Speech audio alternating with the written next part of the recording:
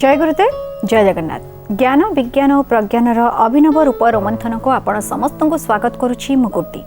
दर्शक बंधु, रुद्राक्ष को नहीं किछि विशेष कथा एमिति कथा जहाको आमे केबे जानिने बा सुनिने, आमे केवल जानिछे ताको किपरि व्यवहार करबा जप मालारे बा आध्यात्मिकता क्षेत्र में आम ताको व्यवहार करके सुफल पाइपर बोली, किंतु रोग क्षेत्र में तार व्यवहार को नहीं अनेक दिन धरी चर्चा चली। आपण रुद्राक्ष को किपरि जानिबा दरकार, केते मुखी कौन तार प्रक्रिया जहाद्वारा आपण शरीर उपर सुफल पड़ो से विषय गुरुजी बुझाऊले। आज जानिबा किछि नुआ कथा, से प्रथम स्वागत करबा आपण समस्तंकर प्रिय रेकी मिशन प्रतिष्ठाता तथा विज्ञानी गुरु गुरुदेव श्री संत महोदय को। गुरुजी आपण कार्यक्रम को स्वागत। जय गुरुदेव। जय गुरुदेव। गत अध्याय आपण बुझाऊले आम शरीर उपर रुद्राक्ष किपरि काम दे थाए, स्कैन कथा भी बुझाऊले किपरि आमे चयन करबा रुद्राक्ष को, कहीं आमे जहाँ भी पाउछे रुद्राक्ष ताहार माने गुण ठीक अछि कि नहीं आमे जानि पारुना। आज कथा केउठु आरंभ करिया चाहे, जहाँ आमे गुणवत्तार कथा चर्चा करथिले, तापर चर्चा को आसिले जे चिकित्सा को काहे कि आमे ग्रहण करूछे रुद्राक्ष को बा रुद्राक्ष विषय काहे कि चर्चा करूछे, जहाँ मूल भित्तिक चिकित्सार आवश्यकता अछि। आमे शरीर रोग पाई त्रिदोषर कथा कहले एवं मानसिक रोग पाई आमे बायो इलेक्ट्रिक कथा कहले एवं देह मुंड उभय को भल रखिबा पाई यदि कोनोसी पदार्थर आवश्यकता अछि से पदार्थ होछि रुद्राक्ष। एवं जेतबे रिसर्च न होइतला एबे रिसर्च कले एवं रिसर्च परे अनेक गुडी एमिति तथ्य आसिला जहाको आमे पर्यवेक्षित करी चिकित्सा क्षेत्र में रुद्राक्षर व्यवहार बढ़ाइले। जमती रक्तचापर कथा, एंटीबॉडी फॉर्मेशन करिया कथा, एंटीबायोटिक कथा, ये सब हमको गवेषणा लब्ध। तेणु गवेषणा जितेबाला ये कथा सब आम जानिले आस्ते आस्ते आम रुद्राक्ष को नहीं गोटे रुद्राक्ष थेरापी कले बा रुद्राक्ष को व्यवहार कले। किंतु ता पूर्व प्राच्य विज्ञान रे सब वर्णना अच्छी जहाँ को नहीं मुनि ऋषि माने मध्य चिकित्सा करते। दुर्भाग्य जितेबाला विज्ञान द्वारा पसटी पथर घसी ही जितेबाला कौन निर्यास आसूची सेतबेले आमे ताकू ग्रहण करुचे, किंतु आम प्राच्य विज्ञान जहाँ अनुभव उपर पर्यवेक्षित, जहाँ कौन विज्ञानगार को न जाइथिले मध्य विज्ञानगार जहाँ जहाँ आमे निर्यास पाइछे ताठू 100 गुण अधिक तथ्य एवं तत्व आमको जणाई दिया जाइछि, से विज्ञान को आमे ग्रहण करूने। जो कहले जे कहीं रुद्राक्ष को चिकित्सा क्षेत्र में आम नौचे जे केवल विज्ञान रो जो रिसर्च अच्छी रिसर्च पेपर उपर बेस करी नुहे, आम प्राच्य भूखंड रे एमिति अनेक शास्त्र अच्छी जहाँ देरे रुद्राक्ष को नहीं चिकित्सार विषय वर्णना करा जाइछि। जहाँ को आम निर्घंट बोली कहूचे, राजनिर्घंट हो, नेपाली निर्घंट हो, आमर शालग्राम निर्घंट हो बा वनस्पति चंद्रोदय शास्त्र हो, एमती अनेक शास्त्र अच्छी जो शास्त्र रे चिकित्सार कथा कह जाइए चिकित्सा को नहीं बा रुद्राक्ष को नहीं केमिति चिकित्सा करि हबो से विषय रे चर्चा करा जाइए। तेणु केवल जे आमे तार गुण पाई नुहे, से गुण को नहीं बहु परीक्षित हेबा परे शास्त्र रे जेतेबेले वर्णना करा जाइए से पद्धति को मध्य नहीं हमको चिकित्सा करने को पड़े एवं से चिकित्सा द्वारा मध्य उपशम मिले। तेणु चिकित्सा पाई केमिति व्यवहार करा जीवो, कौन करा जीवो, अनेक निर्घंट अनुसार मध्य हमको चिकित्सा करने को पड़े। जे पर्यंत आमे संपूर्ण गवेषणा समाप्त न करिछे से पर्यंत आमे प्राच्यर कथा को मानिबा एवं प्राच्य जो प्रथा कह जाइए, जो प्रक्रिया कथा कह जाइए, से प्रक्रिया उपर केवल मोहर लगेबार काम होची गवेषणागार जे प्रकृत रे कौन अच्छी रुद्राक्ष रे जो पदार्थ अच्छी केमिति काम करुची गवेषणागार काम होची से एवं तार मात्रा केते हवा दरकार, केतिकी मात्रा व्यवहार करवा उचित। तो ये आउ गोटे प्रश्न तो आसे जे रुद्राक्ष कथा आमे जानिले, रुद्राक्ष केमिति काम करिवो ता कथा जानिले, तो रुद्राक्ष व्यवहार केमिति करिबा, जे रुद्राक्षर व्यवहार मध्य जानिबा दरकार। बहुत समय रे आमे अंध भाव रे गोटे अमूल्य पदार्थ को व्यवहार करुचे, जहाँ आमर लोक कथा आमे कहू जे मांकड़ हाथे शालग्राम नचेई नचेई नेला प्राण, ठीक से काम ही आमे करुचे। आम ठीक मांकड़ प्रकृतिर हो जाइए एवं गोटे अमूल्य पदार्थर पदार्थ तत्व को आम बुझीने ताकू केवल धर्म तत्व अनुसार केवल धार्मिक मतवाद दे आम ताकू ग्रहण करें एवं केवल धार्मिक कार्य ही व्यवहार करुचे। तेणु तार उपाय मध्य आमको जानिबा दरकार जे प्रथमे आम निर्णय करनेले रुद्राक्ष सठिक रुद्राक्ष काम करुच्ची केमती जानिले रुद्राक्ष विषय अनेक कथा आम जानिले रुद्राक्ष विषय अनेक कथा चर्चा मध्य कले किंतु ताकू जानिबा दरकार जे प्रक्रिया कौन हवा उचित रुद्राक्ष को केमिति आम काम लगे पारिबा केवल जहाँ आम परंपरा बा जहाँ आम संस्कृति रे अच्छी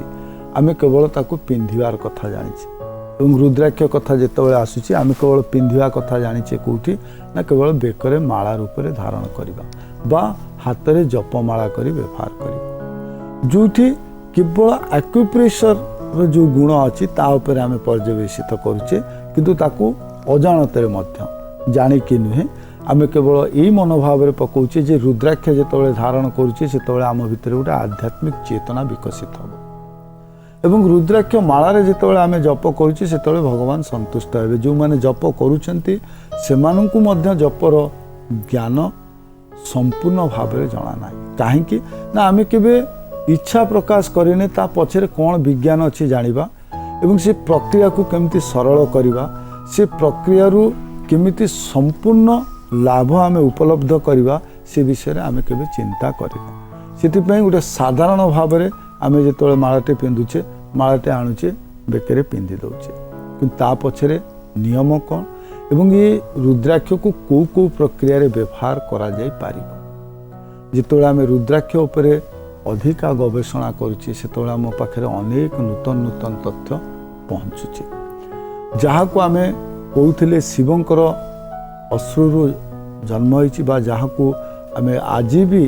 देवतार मान्यता दौचे एवं देवता रूप में पूजा करुचे जमती जितेबाला देवता मानकर मूर्ति बा प्रतिमूर्ति जितेबाला आम पाखे नाही सेतेबाला रुद्राक्ष को मध्य आम पूजा करुचे देवता भाव में जमती आम गौरी शंकर कथा कहूँ जितेबाला शिव पार्वती पूजा करुचे से प्रतिमूर्ति नहीं आम गौरी शंकर प्रतिष्ठा करिपरिबा जितेबाला गणेशंकर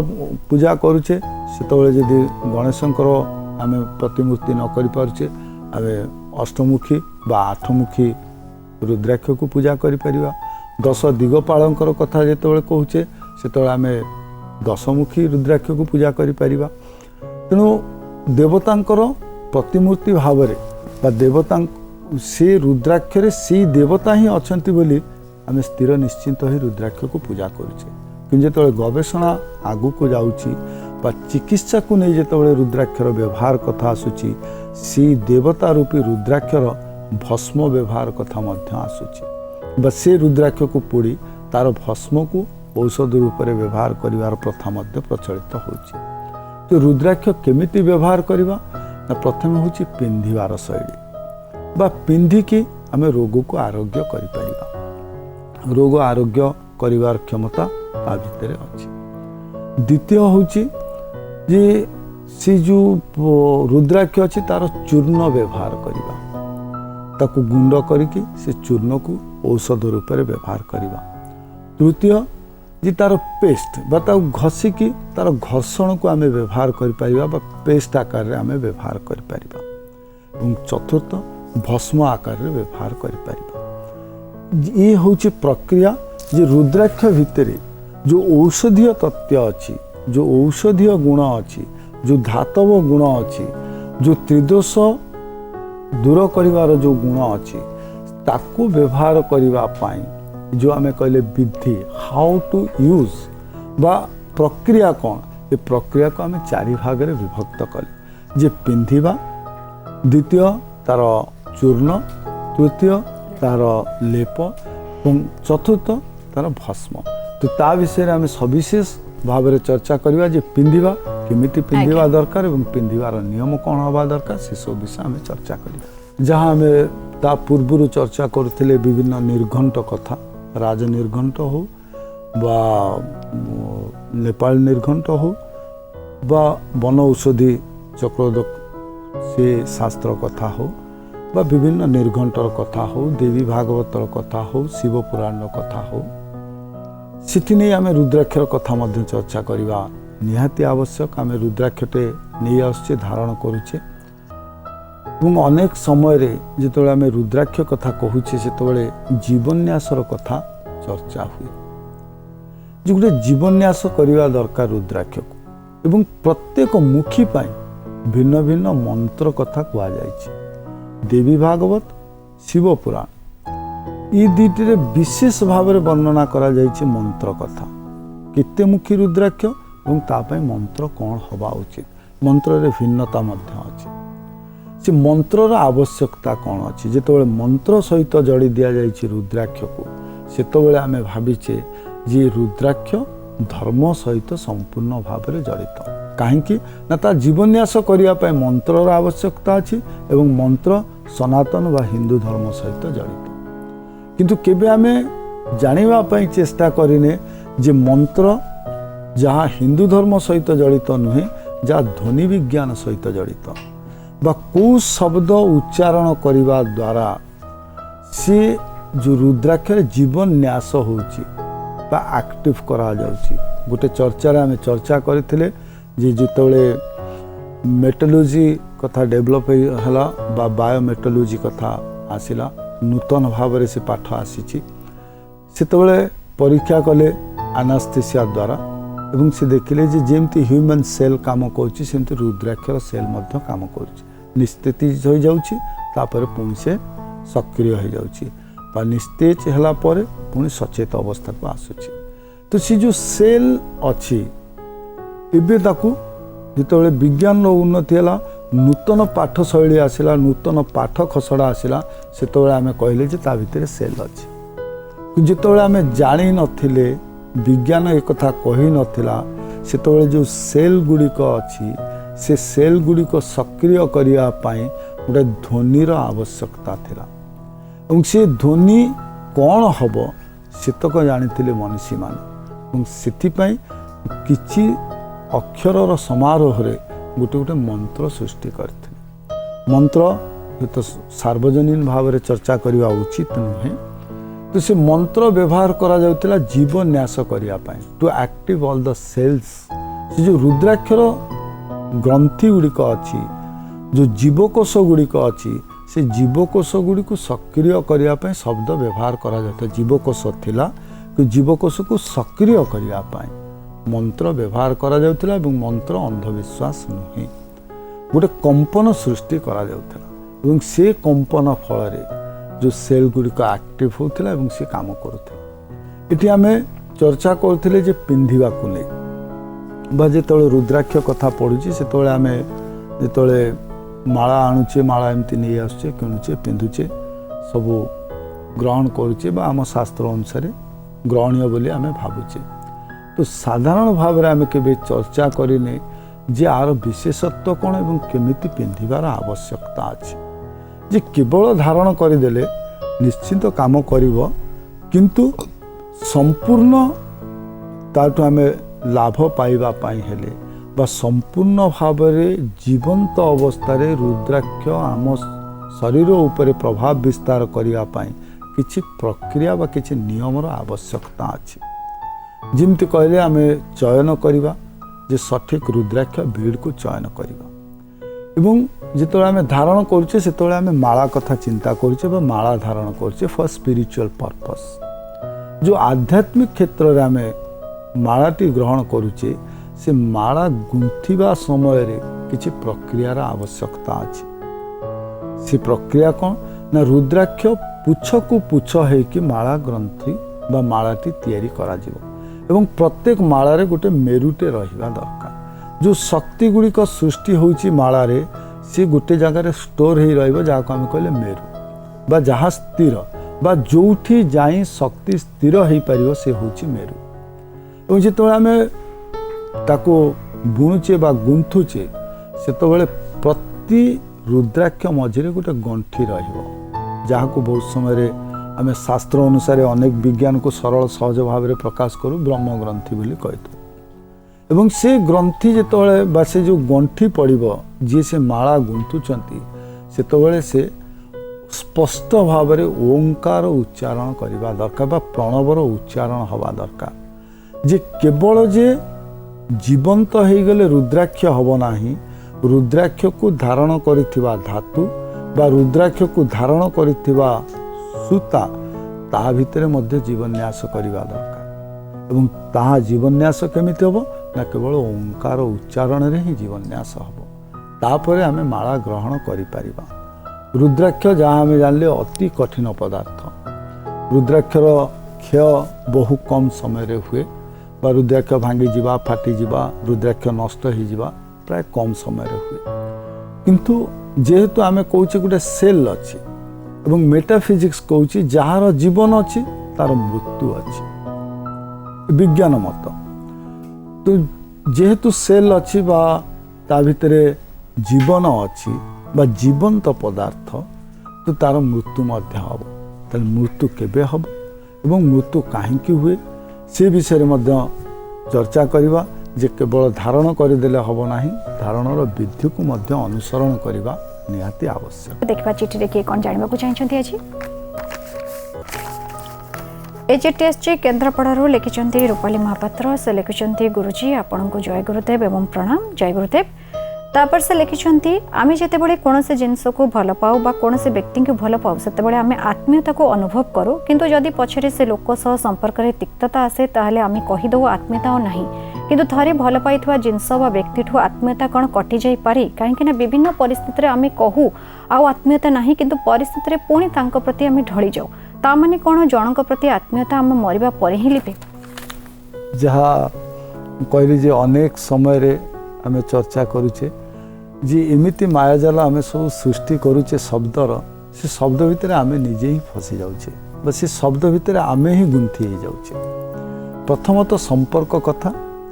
एवं द्वितीय शब्द व्यवहार कले आत्मीयता आत्मीयतार अर्थ जितेबाला आत्मा सहित आत्मार संयोग जहाँ केबे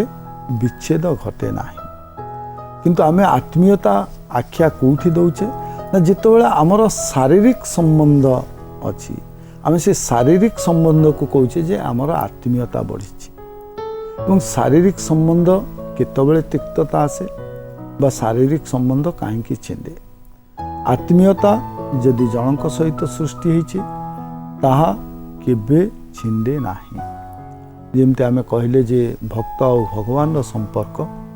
आत्मीयतार संपर्क एवं गुणसूत्रर संपर्क आत्मीयतार संपर्क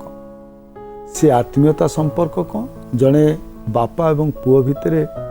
झगड़ा होइछि एवं बापा पुओ अलगा हो जाइछन्ति किंतु पुओ बापार परिचय दब बापा पुओर परिचय दब जे पर्यंत से माने धरा पृष्ठ रे अछन्ति काहेकि ना ये आत्मा सहित आत्मार संपर्क होइछि एवं संपर्कर सूत्र होइछि गुणसूत्र तेणु शारीरिक स्तर रे विच्छिन्नता आसिले भिन्नता आसिले दूरत्व आसिले मध्य आत्मीयता तुटे नाही तेणु आत्मार संपर्क जो आम कहले दी प्रकार हुए गोटे हूँ भावरू संपर्क सृष्टि करवा भक्त एवं भगवान संपर्क गोटे हूँ जनक जननी सहित संपर्क ये हूँ आत्मीय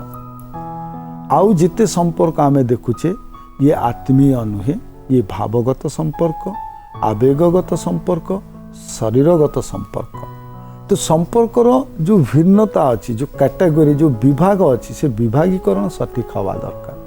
कि जो शारीरिक संपर्क होची भावगत संपर्क होची आवेगगत संपर्क होची से लक्ष्य किछि रहुची जिमते आमे आध्यात्मिक शास्त्र रे कहू सकाम एवं निष्काम तो जो आत्मीय संपर्क निष्काम संपर्क सकाम संपर्क शारीरिक संपर्क एवं से जो आवेगगत भावगत ये सब संपर्क कहीं दूरे जाए ना जितेबाला शरीर रे सृष्टि होतिबा रासायनिक पदार्थ उभय उभय को आकर्षित करती ना से विकर्षण सृष्टि हुए से विकर्षण कहीं सृष्टि हुए ना आमर चिंता एवं चेतना ये दुईटार जो प्रक्रिया अच्छी से प्रक्रिया द्वारा आमर रसायन क्षरण जहाँ होता जितेबाला आम संपर्क सृष्टि करते किछि दिन संपर्क पर आम रासायनिक स्तर में परिवर्तन आसे जो भिन्नता देखा दिए जो उभयों भितर आम देखुचे विवाहीकरण सृष्टि हुए बा दूरत्व सृष्टि हुए। तेणु जो आम शारीरिक संपर्क कथा कहूचे से पुनः जो आम रासायनिक स्तर में परिवर्तन आसे से पुणी आवेग बा इमोशनल अट्राक्शन बा आमर आवेग कौन करे आकर्षित करे और से आवेग द्वारा आकर्षित ही पुनः संपर्क स्थापित होता है। तो जहाँ सहित आम आत्मीय स्वजन बोली से कह जाए जे जो माने निजर जन्मरू से माने केबे परर हुअंती नाही। तेणु आम आत्मीयता आत्मीय परे गोटे शब्द व्यवहार करूँ स्वजन बा निजर जो माने निजर केमिति आम ताको आहुरी सरल करदेले जे रक्तगत संपर्क जो रक्त संपर्क आसिला से आहुरी जदि आम तन्न तन्न करी चर्चा करिया बा आहुरी भीतर को प्रवेश करिया रक्तगत संपर्क कहाँ सहित हुए ना जहाँ सहित गुणसूत्र संपर्क था। तो सेमानंक सहित आम शारीरिक स्तर में जेते तिक्त हो जाऊ आमर दूरत्व हुए ना जो छोटिया कथार जे आमर जिते कहुआ कथा से कहते जदि केबे झगड़ा करिवार अछि से सांगे भाई थिबा उचित कहीं ना भाई सहित आत्मार संपर्क बा आत्मीय संपर्क से भावगत संपर्क नुहे आवेगगत संपर्क नुहे शारीरिक संपर्क नुहे। तेणु संपर्क को आम सृष्टि करुचे गोटे संपर्क आम नहीं कि आसुचे। तो जो संपर्क आम नहीं कि आसुचे बा भगवत दत्त सी आत्मीय संपर्क कारण आत्मा भगवान को द्वारा प्रेरित और जहाँ आम सृष्टि करुचे शारीरिक संपर्क जहाँ इंद्रिय अवशीभूत तो से संपर्क रे भिन्नता आसीपे तिक्तता आसीपे पुनः प्रतिष्ठा हो पारे। तेणु जहाँ आत्मीय संपर्क जहाँ भगवान को द्वारा सृष्टि से संपर्क रे केबे भी भट्टा पड़े ना। आज्ञा गुरुजी आशा जे तांकर उत्तर मिल जाइथिबा तेबे आज अध्याय बहुत बहुत धन्यवाद। जय गुरु। जय गुरु।